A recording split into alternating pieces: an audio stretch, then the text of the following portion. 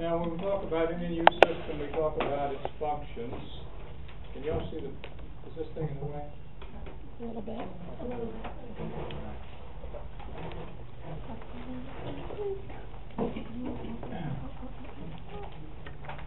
So the functions of the respiratory system. Well, obviously, it's an area of exchange of respiratory gases. This is how we take on oxygen and how we get rid of CO2. Well, it's the main way we get rid of CO2. Later on, when we study the urinary system, we'll see that actually the kidneys can get rid of some CO2 also, but in a different way. So we're moving air to and from the gas exchange surfaces of the lungs.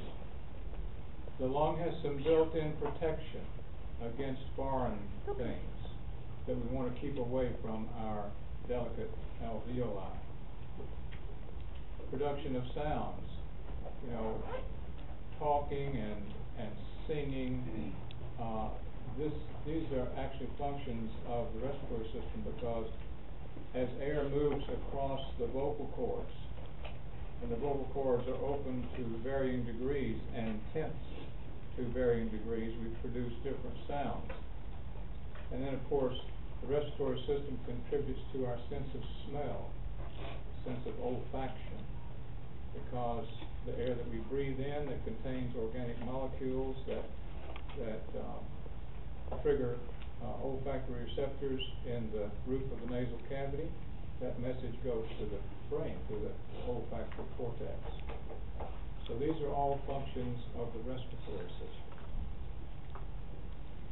Now, again, some of this stuff I'm repeating, and I'm going to kind of go fast because we've already talked about it in lab. But the respiratory tract begins in the nose, ends in the alveoli. But we can divide it into an upper respiratory system, which begins in the nose and goes to the larynx. The lower respiratory system is from the larynx down into the alveoli. Now, there is a conducting portion and a respiratory portion to the lungs. The conducting portion is that part of the tract that delivers air to the alveoli. There's no gas exchange on the way to the alveoli. It's just like in the blood vessels. There's no nutrient and metabolic waste exchange going through arteries until you get to capillaries. That's where it happens. So in the lungs, the respiratory portion is down there as the respiratory bronchioles feed into the alveoli.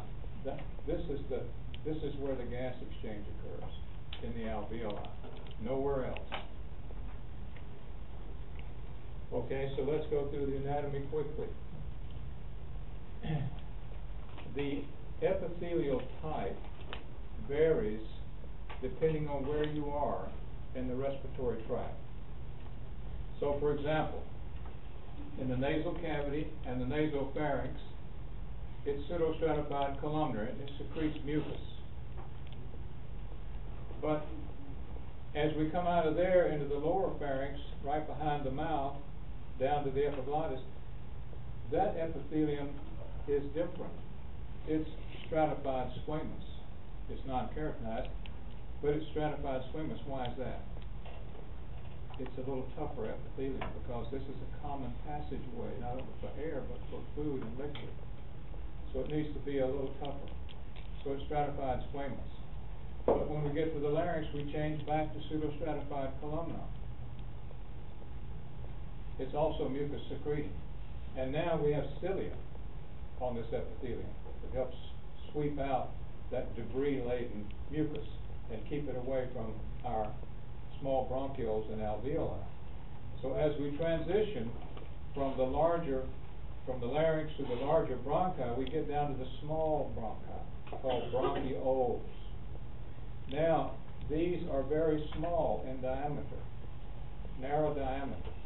So we don't want a tall epithelium. We have to reduce the height of the epithelium. Now we go cuboidal. And also now we're not secreting any mucus because we're in small bronchioles. The lumens are small. The lumina are small. if we got a lot of mucus in there, it obstructs the flow of air.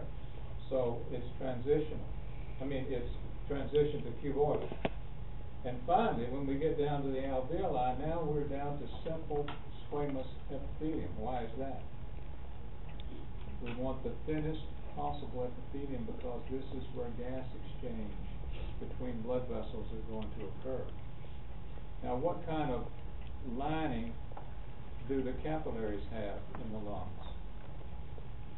Simple squamous. Same kind. Same kind. And we're going to find that we've got two simple squamous epithelia backed up to each other. Okay? And that creates a very short distance between blood and alveoli. That's going to be very helpful for gas exchange. Okay, the divisions of the pharynx we've talked about. Nasopharynx is above the soft palate. Oropharynx is directly back through the mouth and a little bit further down, and it transitions to the laryngopharynx. It's right here where the esophagus separates from the trachea. So you got a common passageway for air, food, liquid to a certain point. At a certain point, we want air to go into the respiratory tract. We want our ingested food and liquid to go into our gastrointestinal tract. The esophagus is right behind the trachea. Okay, so the upper respiratory tract again is nose to larynx. We've talked about this. We don't need to dwell on that. These are the steps in swallowing. We've talked about that. Those steps are in your notes. The lower respiratory tract, larynx to alveoli. So we've talked about the larynx. We know that the true vocal cords are inside the larynx. And that leads us to the trachea. Now, to get to the trachea, we've got to pass through the vocal cords. So that passageway between the vocal cords is the glottis. All right? Now we're down in the lungs. So here comes your trachea, here, and it's going to divide into a right primary bronchus, or a main stem bronchus, and a left. Now, these main stem bronchi are actually in the mediastinum. They don't actually enter the lungs because as soon as those main stem or primary bronchi enter the lungs, they begin to divide. So on the right side, we have 3 lobes. On the left side, we have 2 lobes. Each lobe gets its own bronchus. That is a secondary bronchus. So on the right side, we have 3 secondary bronchi because we have 3 lobes. On the left, we have two lobes. Inside the lobes, that lung tissue is compartmentalized. So each lobe is broken up into what we call bronchopulmonary segments. And so branching off of a secondary bronchus is a tertiary bronchus to each bronchopulmonary segment within a lobe. But then those tertiary bronchi branch even further. And so this is a cast of the bronchial system in the lungs, and you can see many, many fine branches coming off those tertiary bronchi. Now, as we go farther and further out toward the alveoli from the trachea, those bronchial tubes are getting progressively smaller. And as we go further out from the trachea toward the alveoli, those bronchial tubes are containing less and less cartilage. And so finally, we get out in these very small bronchioles, we essentially don't have any cartilage at all. This is smooth muscle wrapped around the wall and virtually no cartilage. So a terminal, well, I see that when I fiddled with this thing, I got my arrows off. So this is a terminal bronchiole. I just now noticed that. Terminal bronchiole. This is a respiratory bronchiole. Actually, this is a terminal. This is a respiratory. Like that. Sorry about that. So these are the alveoli out here. Now, what am I touching right here? Alveolus. An alveolus. So plural is alveoli. Now, once again, respiratory gas exchange occurs only in alveoli. That's the only place it happens.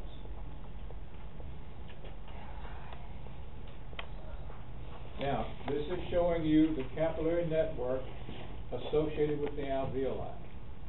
So, the blue represents what?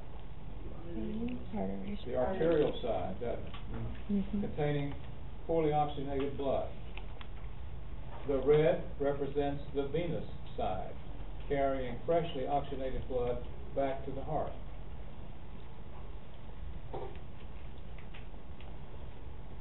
Now, also, as I mentioned to you in lab, over the external surface of alveoli, we have some elastic fibers.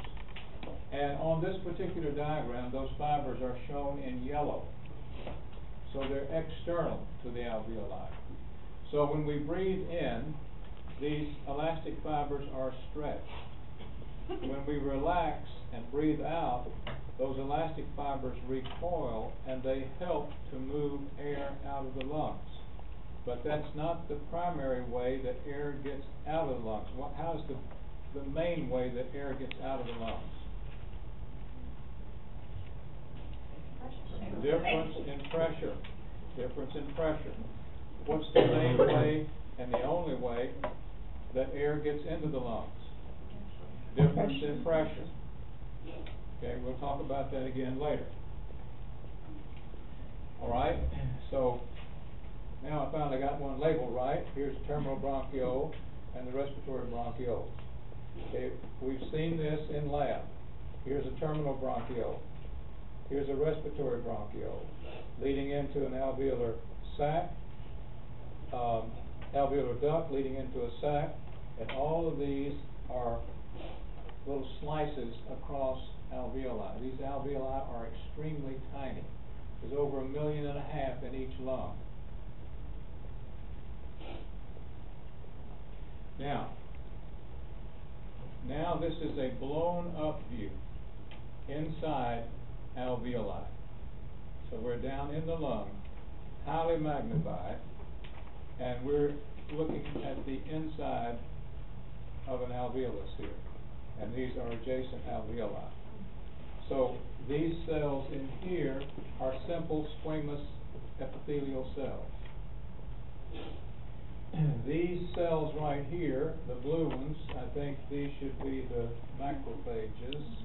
Are they labeled somewhere? Yeah. Macrophages. These are fixed macrophages in the lungs. They are there in case that mucus and those cilia let something slip by that doesn't need to be down here in the lungs, and so these macrophages will phagocytize foreign material. These squamous epithelial cells of the alveoli are also known as type 1 cells. Down here we also have some that are type 2 cells, the green ones. The type 2 cells secrete surfactant. Surfactant is a chemical substance that breaks up surface tension of water. Now, what happens when you put a sweating glass of ice water on a piece of glass surface sometimes? It sticks, doesn't it? You try to pick it up and it doesn't want to come off. You've got to give it a little nudge. What's making it stick?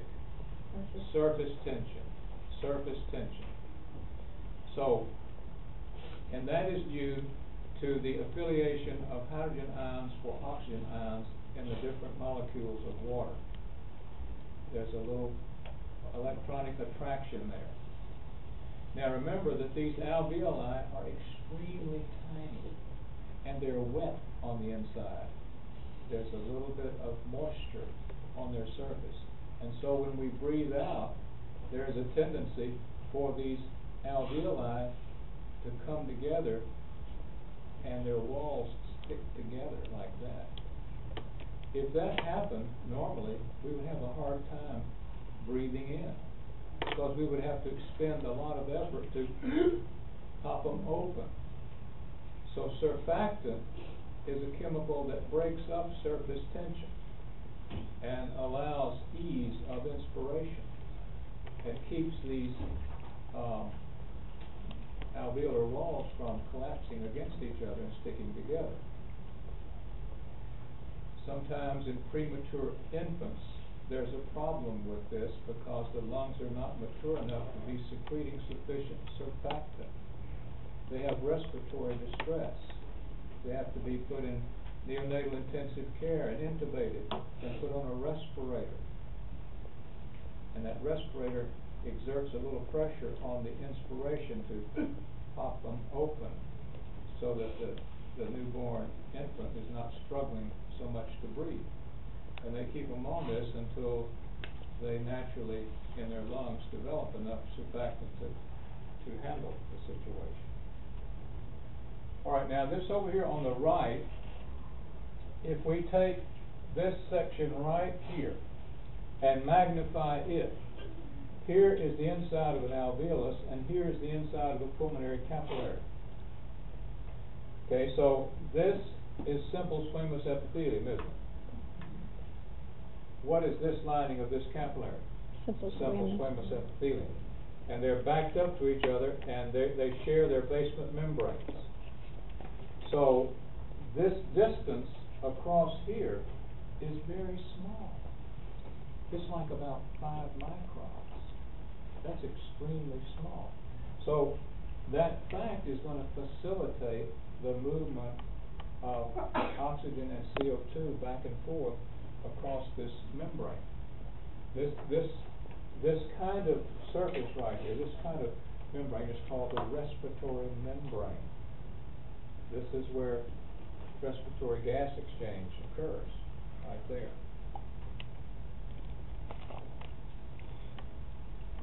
All right.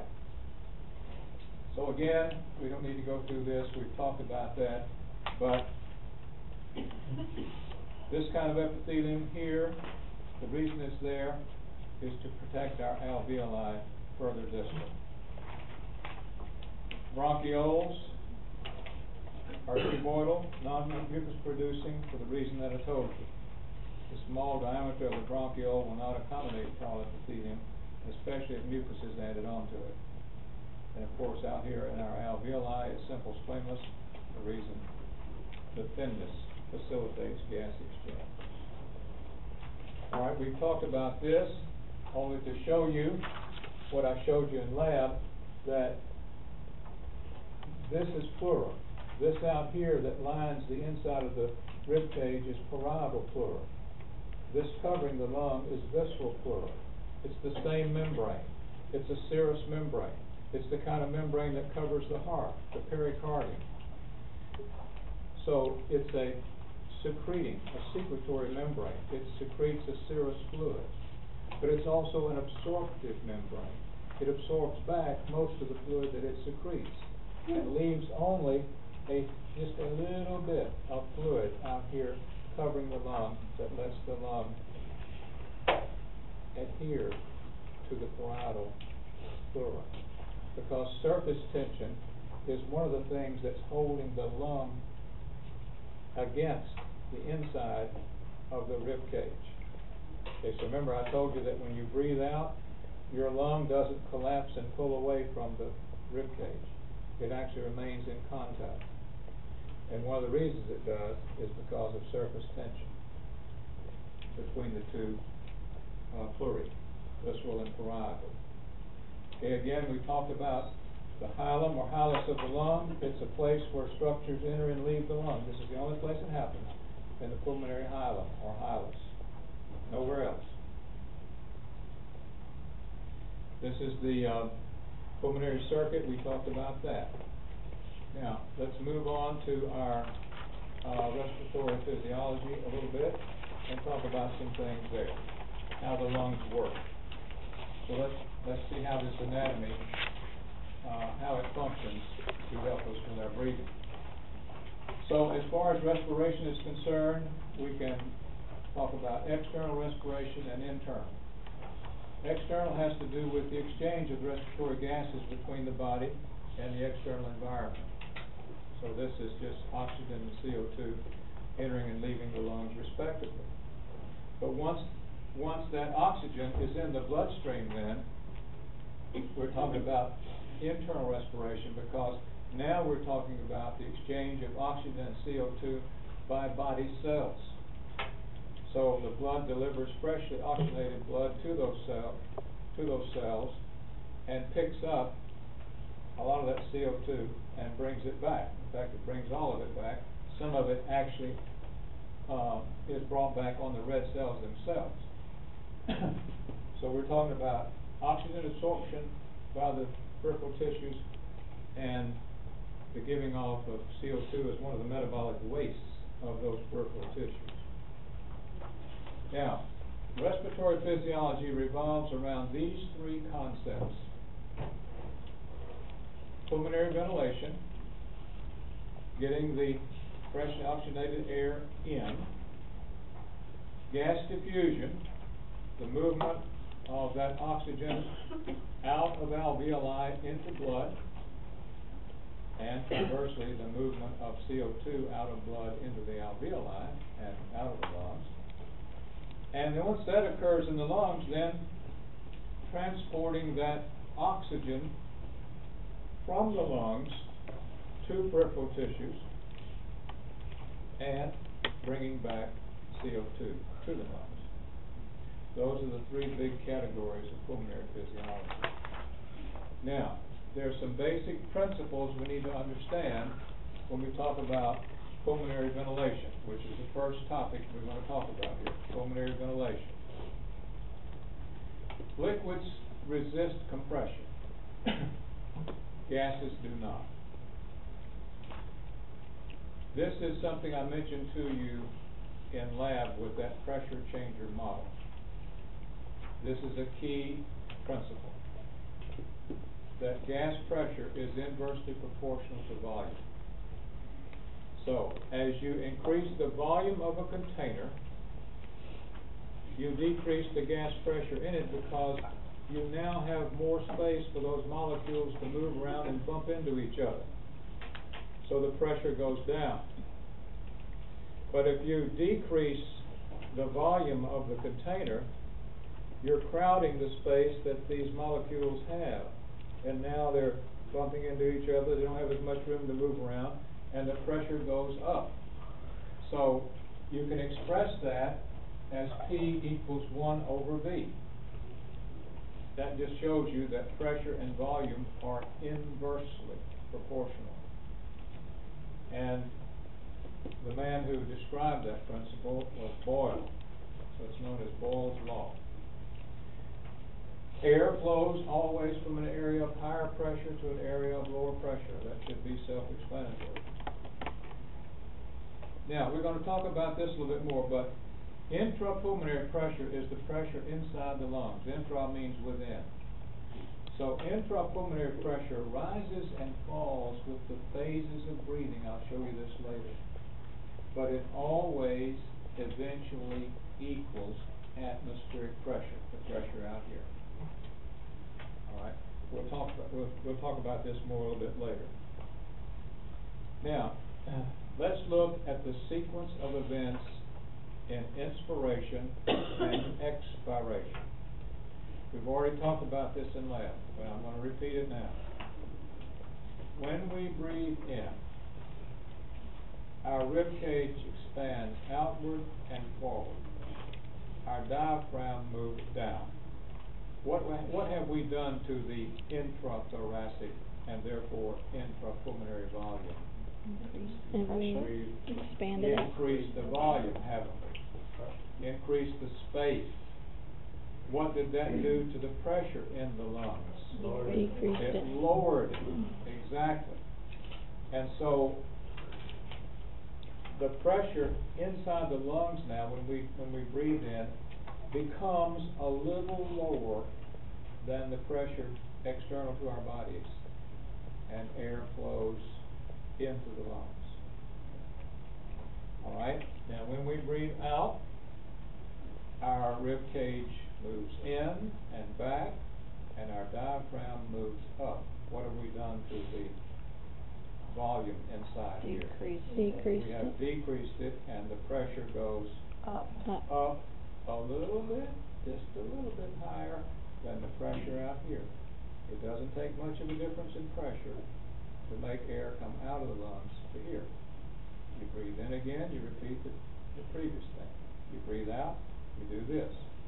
So in, out, like that. Now, this is a graph that's showing you what we just talked about. So, this is showing you the different kinds of pressure right here. So, remember, 0 always represents normal atmospheric pressure, wherever you happen to be. So, when we take a breath in, we increase the volume, decrease the pressure inside. How much are we decreasing it here in millimeters of mercury? These are millimeters of mercury. How much are we decreasing? One. 1 millimeter. That's all it took for air to move in. And now when we breathe out, volume goes down, pressure goes up in here. How much higher does it go than atmospheric? 1. Just 1 millimeter. And now we're back to starting another inspiration over here. So there's not a big pressure difference. So this is measuring intrapulmonary pressure. I'll show you another graph on that in just a minute. But again, the pressure in the alveoli rises and falls with the phases of breathing, as you can see right here. But it always eventually equals atmospheric pressure. So it equals atmospheric pressure here and here, doesn't it? As well as crossing over right here.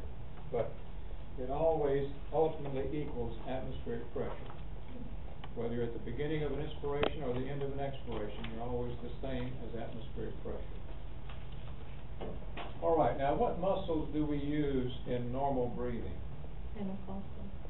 Your anterior intercostal muscles. You have several layers of intercostal muscles, but the main ones you use are the anterior intercostal muscles. All right, but what else do we use besides those? Diaphragm. Diaphragm. And what is responsible for most of the muscular work? It's the diaphragm, isn't it? All right. Now, in normal respiration, this is a passive thing, isn't it? We use our muscles to expand the rib cage and to increase the volume, but as we relax those muscles, air moves out. We don't actually have to concentrate on getting air out unless we're doing it on purpose. All right, so which leads us to this, forced respiration.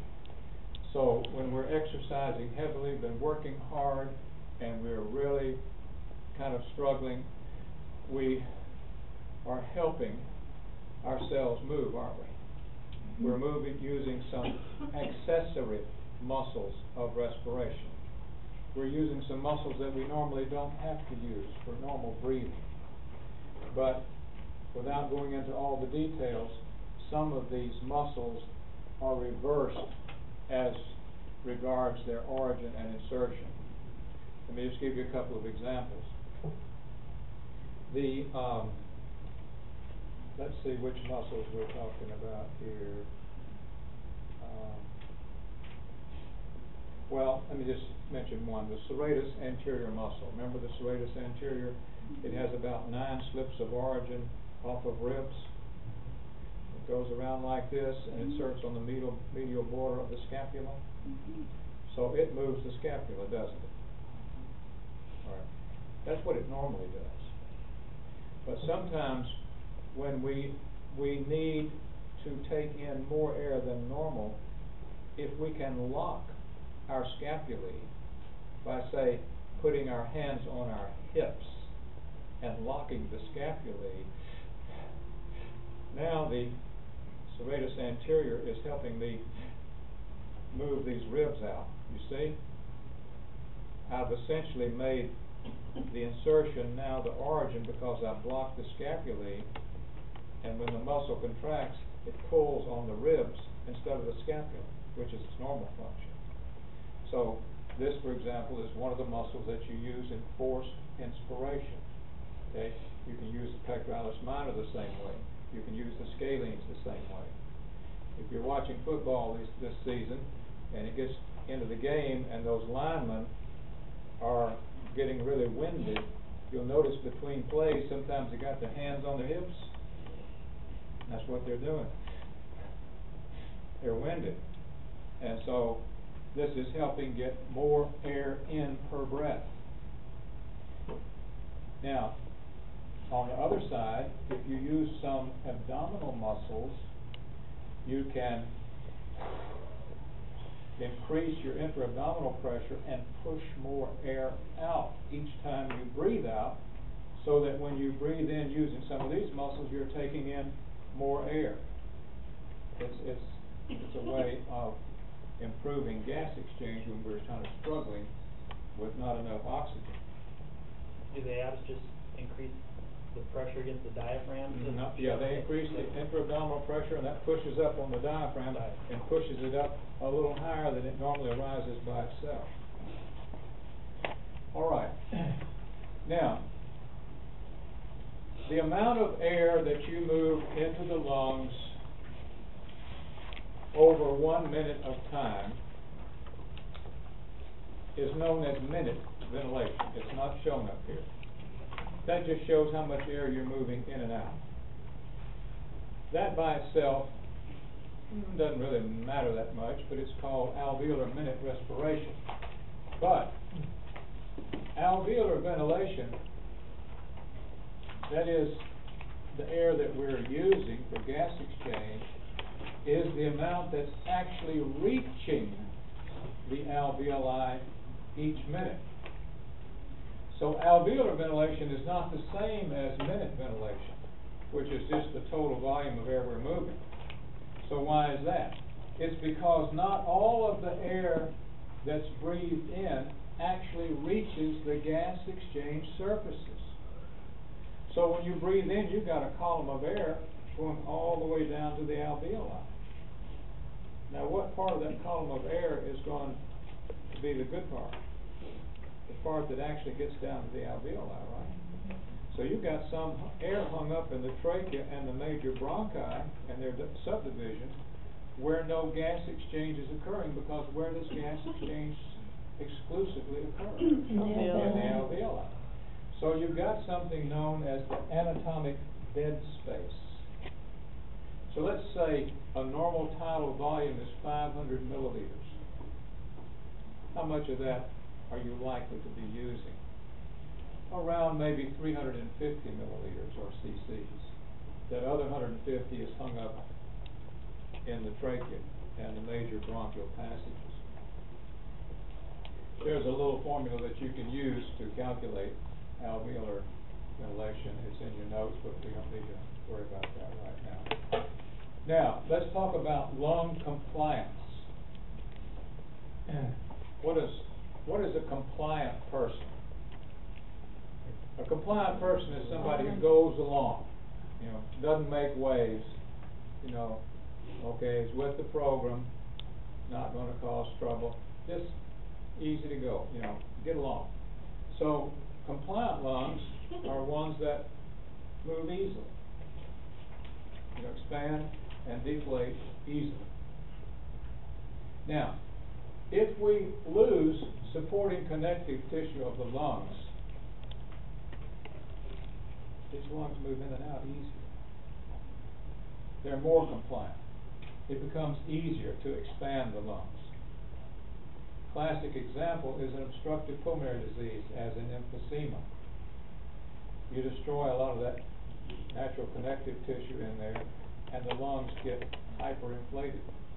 Yes, the compliance goes up, but what has happened in the meantime, you've destroyed a lot of the gas exchange surface in the alveoli, and you've reduced pulmonary functional capacity. On the other hand, if you make it harder for the lungs to inflate and deflate, you have decreased the compliance. An example of that is in any kind of respiratory distress syndrome, like in the newborns, with the deficiency of surfactant, the struggle to breathe. The lungs don't expand easily, so they're less compliant. Respiratory volumes and capacities, we talked about that a little bit in lab without going into all the detail. Tidal volume is the volume of air that you move in or out with each respiratory cycle. What is a respiratory cycle? The time from the beginning of one breath to the end of that breath, right? Breathe in, breathe out. That's one respiratory cycle. So this part is called tidal volume. Now, you can take these volumes and convert them to different kinds of lung tests, lung capacities over there. But basically, we can derive certain pulmonary function tests from these. And you don't have to memorize all this, but you can refer to it if you want to. But if we have an increase in total lung capacity, functional residual capacity, and residual volume, that suggests obstructive pulmonary disease, as in chronic obstructive pulmonary disease manifested as, say, emphysema.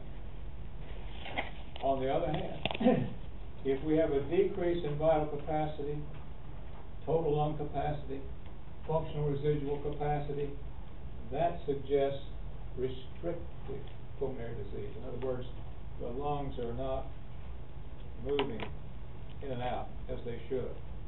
So a lot of the infiltrative diseases are in this category, like silicosis, for example, and black lung disease.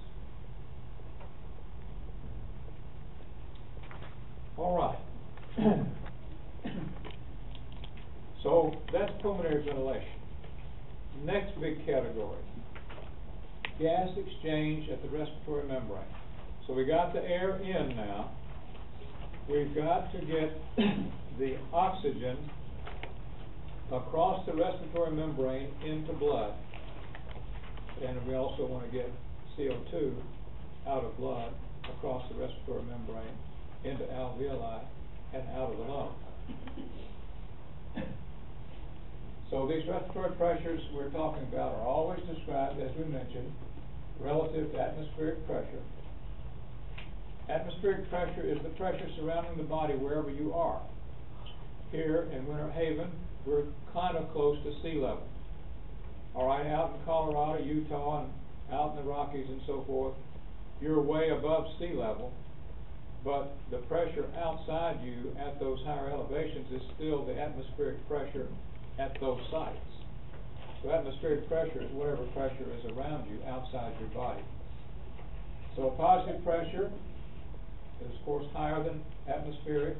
Negative pressure, lower than atmospheric. But again, a zero pressure is equal to atmospheric pressure. So just remember that when you're looking at these graphs. So here's the same one we looked at a while ago. The pressure in the alveoli is rising and falling with phases of breathing, but it always eventually equals atmospheric pressure. Let's see if I've got another one here. I'm going to show you this one right here to show you the different kinds of pressure that we're talking about. Anything out here is atmospheric pressure, external to the body. Inside the lung is intrapulmonary pressure. That's this pressure. At sea level, atmospheric pressure is 760 millimeters of mercury. Same in here. Now, out here, we've got a, let me see, what am I looking for this here? All right, this is the intrapleural pressure right here.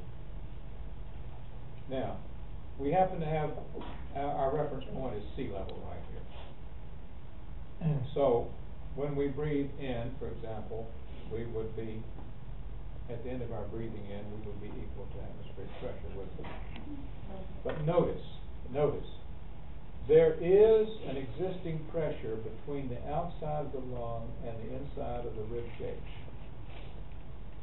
That's called the intrapleural pressure, because this is the pleural space back here. This is visceral pleura, this is parietal pleura. This pressure is lower than this pressure, isn't it? It always is. Whether you're here in Winter Haven or you're out in Denver, Colorado. In Denver, Colorado, this number's going to be lower because the atmospheric pressure will be lower. But this pressure will be even lower in Denver, Colorado. This pressure, this intrapleural pressure, is always lower than the interpulmonary pressure. That's one of the things that keeps the lung expanded against the inside of the rib cage. The other thing, of course, is surface tension. All right, and now let's go back and look at this. Respiratory pressures. So we got atmospheric pressure, intrapulmonary, intrapleural, and transpulmonary. And then again, that's what we're showing you right here. All right? And again, same diagram we looked at, maybe a little different thing. All right. Now we're still at the gas exchange surface. We're still in the respiratory membrane. We haven't moved past there yet. So we're talking about something now called partial pressures. Partial pressures. So you must understand that the air we breathe is not a single gas, is it? It's not just oxygen, is it? No. It's a mixture of gases. We'll come to that in a moment. Each gas in an atmosphere contributes to the total pressure according to its relative abundance in the atmosphere. All right? A man named Dalton described this principle right here. This is the law of partial pressures. When we talk of partial pressure, we usually refer to it with the letter P. It could be a capital P or a small p. It's usually a small p. But Dalton's law is that each gas contributes to the total atmospheric pressure according to its relative abundance in the atmosphere.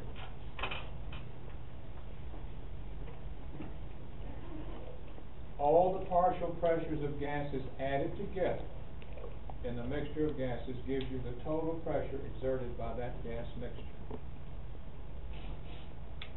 Again, the partial pressure exerted by each gas is directly proportional to the percentage of that gas in the mixture. So, for example, at sea level, this is what we breathe in and out right here. This is atmospheric air at sea level. Now, we're a little bit above sea level, so it's going to be a little less than 760 millimeters of mercury, but the proportions are going to be the same. So in the air we breathe, it's mostly what? Nitrogen. How much oxygen is in the air we breathe? 20%. Just not quite 21%. But that's a plenty, isn't it? We got a little carbon dioxide, very little, and we got a little water vapor. Now, the rule is that the partial pressure of any gas as part of the total mix is related to its abundance or percentage in the mix. So if oxygen, for example, is 20.9% of that, then the partial pressure of oxygen at atmospheric level, at sea level, is 159 millimeters of mercury, isn't it? That's it. All right? So that's how we do the partial pressures. We're going to come back to that in a little bit. Now, what are some factors that affect partial pressures of gases? Well, altitude. As we go up from the Earth's surface, what's happening to the gas pressures in the atmosphere? They're diminishing, aren't they? All right. So you take a flight on a commercial airliner and it flies at 33,000 feet. You're going to have some trouble breathing up there unless they pressurize that cabin, right? All right. On the other hand, as you go down from the Earth's surface, or say below water, you are markedly increasing the pressure of gas that you're breathing, right? Mm-hmm. You increase by 1 atmosphere for every 33 feet that you go underwater. You go 100 feet down, scuba diving, you've increased atmospheric pressure 3 times. That's a lot of pressure, isn't it? All right. Quick question? Yeah. If I am down scuba diving at 100 feet, and we're like 3,000 atmospheric pressure, or whatever it is that, not only is it harder for me to breathe, just because of the pressure change, Now you're breathing oxygen. right, will my, my physical blood pressure, also my systolic and diastolic, change to meet this at all, or no effect on it at all? Should not. What is gonna happen though, is those other gases in atmospheric air are gonna be highly dissolved in your blood, like nitrogen, for example. Then, Nitrogen is gonna come out of solution, and that markedly increased pressure is gonna solubilize it. It's gonna dissolve in your blood. It's gonna be in liquid form in your blood. So that if you come up from depth too fast, and the pressure on that nitrogen decreases rapidly, that nitrogen is gonna bubble out of the liquid form in your blood into gas bubbles. And those gas bubbles are going to embolize the different parts of your body. It's going to give you the bends. It can even be fatal, because these air emboli can go to heart, brain, and wherever. So that's what happens when people get the bends. They come up, if they come up slow, nitrogen comes out of solution slow.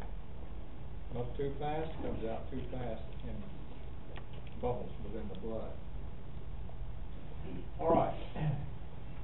Now, we've got to get this gas, this oxygen that we breathe out of air into the bloodstream, haven't we? So, differences in partial pressure of gases move gas molecules from one place to another, in and out of solution. When a mixture of gases is in contact with a liquid, each gas will dissolve in the liquid in proportion to its partial pressure. That's what I'm talking about with nitrogen. Now, a man named Henry described this law. This is known as Henry's law. If the partial pressure of gas goes up, more molecules of that gas will go into solution. If the partial pressure of that gas goes down, gas molecules will come out of solution. So you've got somebody in the hospital with pneumonia. They're hypoxic. What do? What's one of the things that you do? Give them oxygen, right?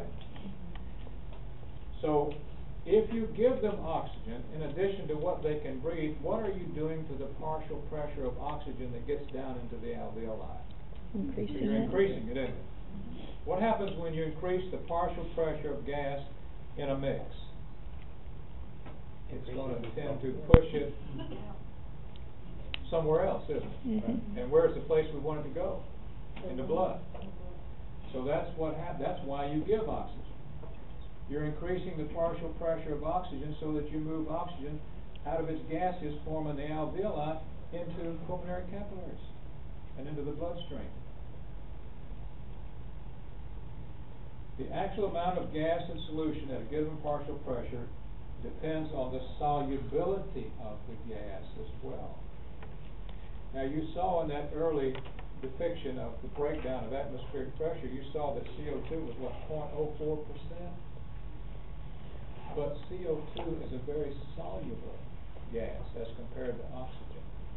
So it doesn't have to be under as great a pressure as oxygen. CO2 is 20 times as soluble in solution as oxygen. Now, these are factors that play on gas exchange at the respiratory membrane. Now, what is the respiratory membrane? What's it made up of? Simple squamous Two epithelium. simple squamous epithelia back-to-back shared basement membrane. The simple squamous epithelium of alveolus, or alveoli, with the simple squamous epithelia of pulmonary capillaries. All right, so the differences in partial pressure across the respiratory membrane are substantial. I'm going to show you this in a moment.